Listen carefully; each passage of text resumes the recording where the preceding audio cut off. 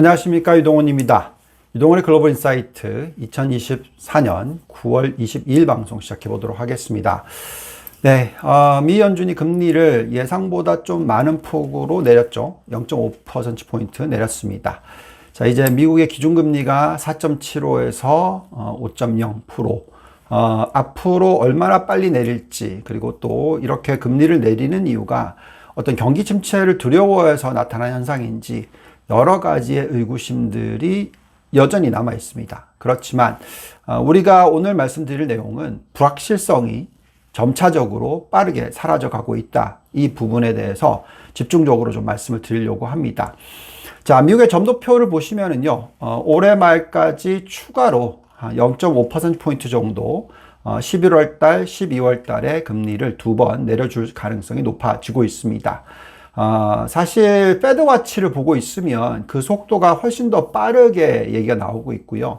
11월 달에 0.5%, 12월 달에 0.25% 해서 연말까지 1%포인트 내려주는 게 아니라 짧은 3개월의 구간 동안에 1.25% 정도 내려줄 수 있다. 또 그리고 나서 또 내년 1월, 내년 3월, 내년 5월에도 계속적으로 금리를 내려서 3.25에서 3.5%까지도 내려줄 수 있다. 뭐 이런 얘기를 하고 있습니다.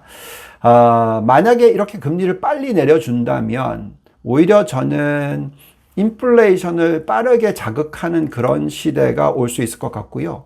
만약 그렇게 된다면 다시 금리를 올려줘야 되는 시기가 도래할 수도 있습니다. 그래서 그 부분에 있어서는 좀 더 천천히 지켜보셔야 된다라고 말씀을 드립니다. 어쨌든 이런 뉴스가 나오면서 많은 분들이 0.5%를 내리면 이게 경기 침체의 시그널에 대한 두려움이 생기는 것이기 때문에 큰 폭의 하락장이 시작되는 게 아닌가라는 두려움을 가지고 계셨지만 실질적으로 지난주에 수요일 금리 인하 이후에 시장의 흐름을 보시면은 상당히 큰 폭의 상승을 보였고요.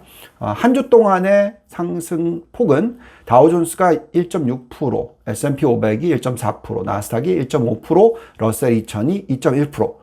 예, 확실히 지금 무게를 두는 것은 금리 인하를 통해서 이 경기 침체의 가능성이 많이 줄어들고 있다라고 인식이 되고 있다 판단이 듭니다. 자, 그러면 우리가 언제까지 적극적으로 투자를 해야 되느냐 하는 부분에 있어서는 여전히 아직은 의견이 분분합니다. 일부에서는 대선이 있잖아요. 앞으로 뭐 2달 정도, 2달이 안 되는 기간이 남았죠. 이 기간 동안에 변동성이 있을 수 있다. 그래서 그때까지 또 기다리자. 뭐 이렇게 얘기를 하시는 분들도 있습니다. 또한 일부에서는 내년 6월 달까지 또는 앞으로 1년 안에 경기 침체가 일어날 확률에 대해서 훨씬 더 높게 들여다보는 퍼센티지로 따지자면 50% 가까이 보고 있는 그런 케이스도 나오고 있습니다만 저희의 판단에는 그것은 너무 과장됐다라고 말씀을 드리겠고요. 그래서 대선이 아직까지는 변동성을 일으킬 수 있는 요소는 되겠지만 혹시라도 떨어져 준다면 정말로 좋은 투자 기회가 만들어진다는 것이고요. 또한 저희는 실질적으로 앞으로 한 달 반 사이에 대선 때까지 변동성이 크게 들어올 것 같아 보이지는 않습니다. 계속해서 나오고 있는 데이터들이 적극적으로 금리를 내려줄 수 있는 그런 시나리오가 나올 수 있거나 아니면 경제지표, GDP 나우라든지 뭐 여러 가지 지표들이 안정적인 성장을 보여주는 지표가 계속 확인이 될 것이기 때문에 이런 환경 아래에서는 증시가 하락하고 변동성이 계속 확대되기보다는 이제부터는 좀 더 적극적으로 투자를 하시는 전략이 맞지 않을까라고 말씀을 드려봅니다. 네, 매번 말씀을 드리지만 지금부터 이제 경기 침체가 앞으로 12개월 동안 오지 않을 경우에 미국 증시가 최소 15%에서 높게는 20% 이렇게 상승을 할 수 있는 환경이 나타날 것이다 라고 말씀을 드리고 있습니다. 자, 그런 가운데서 오늘 이번에 짚어볼 부분은 경기 침체가 왜 일어나지 않느냐 하는 부분에 있어서 좀 더 세게 말씀을 드려볼게요. 자, 최근에 나왔던 데이터가 실업 청구권자 수, 이게 굉장히 좋게 나왔죠. 그러니까 주가가 튀었습니다. 21만 9천 명이 나왔고요. 숫자 예상치에서는 23만 명을 예상했었기 때문에 훨씬 낮은 숫자가 나왔죠. 자, 지금 현재의 금융 환경을 보시면은요, 이렇게까지 미 연준이 급격하게 금리를 빠르게 0.5%를 내렸던 케이스, 이게 금융 환경이 엄청나게 안 좋았다 없다 이렇게 볼 수 없는데, 기본적으로 지금 이렇게까지 금리를 내려준다라는 것은 그만큼 경기 침체로 빠질 확률을 확연하게 줄여주는 효과를 가지고 올 거다라고 말씀을 드리고 있습니다. 예를 들어서 우리가 이제 어떤 숫자들을 보냐면요, 실질 미 기준 금리, 여기서 실질 GDP 성장률을 뺀 숫자, 이게 얼마나 높으냐에 따라서 얼마나 긴축이냐 하는 부분인데요, 이 숫자가 마이너스일 경우에는 너무나 과한 어떤 긴축입니다. 그래서 경기 침체가 빠르게 일어날 수가 있습니다. 그런데 최근 들어서 그 숫자가 어떻게 지금 되어 가고 있냐면요, 실질 기준금리와 여기에 실질 경제성장률이 거의 0 근처 수준까지 왔었어요. 근데 금리를 내려줬죠. 그러니 이제 실질 기준금리가 더 밑에 내려가 있고 경제성장률, 실질성장률은 더 높게 있어요. 그럼 무슨 얘기냐? 그만큼 완화적인 정책입니다. 이런 완화적인 정책이 나올 때는 경기 침체로 넘어갈 가능성이 굉장히 낮아진다라고 말씀을 드립니다. 많은 분들께서 이 장대금리 차 역전 현상이 이제 해소가 됐기 때문에 곧 경기 침체가 온다, 이런 논리를 자꾸 펴시는데요, 그건 맞지가 않다라고 말씀을 드립니다. 더 중요한 것은 10년 마이너스 3개월의 장대금리 차 역전 현상, 이게 언제 해소되느냐, 또 그리고 나서 언제 여신 증가율이 급격하게 떨어지느냐 하는 부분인데요, 아직까지 저희의 판단으로는 내년 연말이 돼도 이 장대금리차 역전 현상이 10년 마이너스 3개월은 해소가 되지 않을 가능성이 상당히 높다라고 판단하고 있는 가운데서 지금 여신 증가율은 계속해서 올라가고 있습니다. 현재가 전년 동기 대비해서 3.1%의 여신 증가율로 마이너스에서 확대되고 있는 구간이고요. 이것을 연간 환산했을 때, 지난주 숫자를 연간 환산하면 8%대로 지금 높아지고 있습니다. 그래서 쭉 계속 보시면 앞으로 이 3.1%가 계속 올라가서 8%대로 늘어나는 그런 모습이 나올 것이고요. 아마도 더 많이 나아가면 10%대로 확대가 되는 모습이 나올 겁니다. 이렇게 성장률이 높아지는 구간에서 경기 침체가 오지 않을 것이고요. 피크를 치는 게 두 자릿수, 그리고 떨어지기 시작하면서 급격하게 떨어지면 그 성장률이, 그때 경기 침체가 올 수 있다, 이렇게 말씀을 드리고 있습니다. 최근에 보고 있는 총 여신 나누기 총 예금 비율이라든지 예대율이라든지 이런 모든 부분들이 안정적으로 움직이고 있고요.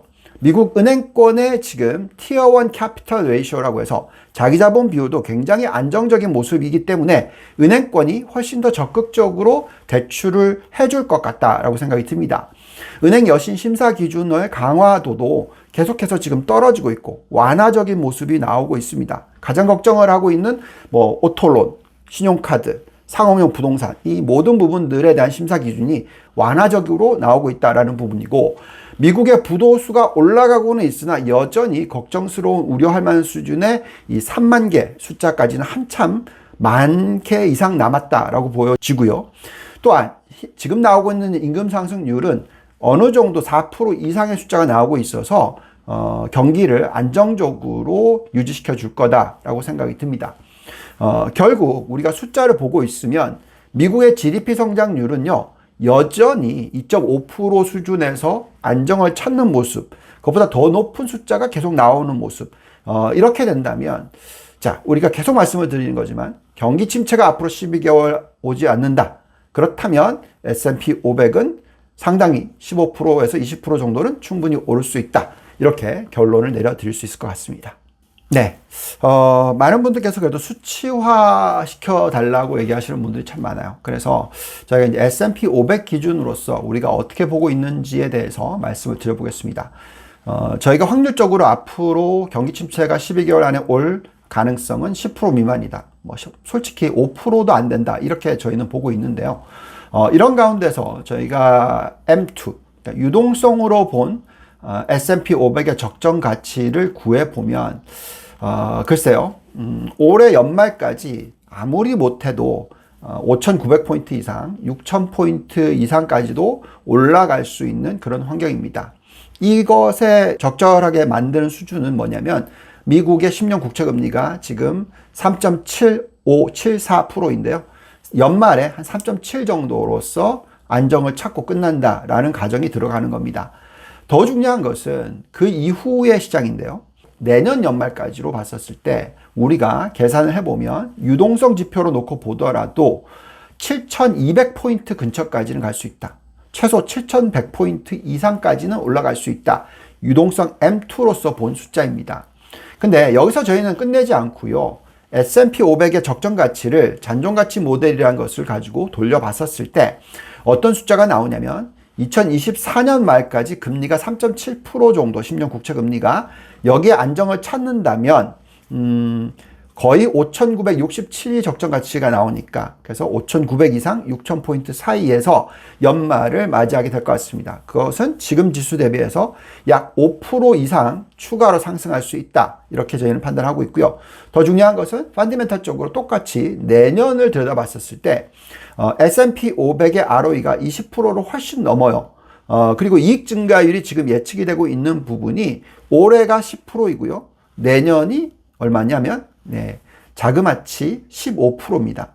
자, 이렇게 이익 증가율이 내년도에 15%가 들어온다라는 가정이 되면 최소한 증시는 15% 이상 오르게 된다라는 말씀을 드리겠고, 적정 가치는 저희의 계산상으로는 7,172포인트 정도가 나오니까 7,100은 충분히 넘을 것이고 내년 연말까지 7,200포인트 정도까지 갈 수 있다.